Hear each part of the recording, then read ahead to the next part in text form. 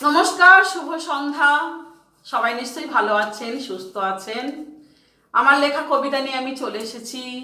আজকের আমার লেখা কবিতা মায়ের প্রতীক্ষায়। ছোট্ট ফুলকি জ্যোৎস্না রাতে আকাশের দিকে তাকিয়ে থাকে, তারাদের সাথে কিছু বলতে চায়। বলো না আমার মা কোথায়? তোমাদের সাথেই তো মা থাকেন, অবাক দৃষ্টিতে অপলক চোখে তারাদের দিকে তাকিয়ে আছে। এই বুঝি মা এলো, এই বুঝি মা এলো, তার সাথে কথা বলবে বলে। ঘুমে চোখ ঢুলে যায়, তবুও চোখ ছাড়িয়ে নেয়।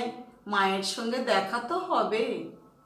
সবাই যে বলে মা তো আকাশে তারা হয়ে গেছে, তাই তো আমি রোজ তারাদের মধ্যে মাকে খুঁজি।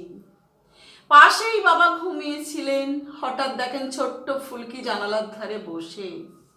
বাবা কাছে গিয়ে মাথায় হাত বুলিয়ে বললেন, এখন যে শীতকাল, মা তো ঘুমিয়ে পড়েছেন, তুমি পরে মায়ের সাথে কথা বলবে।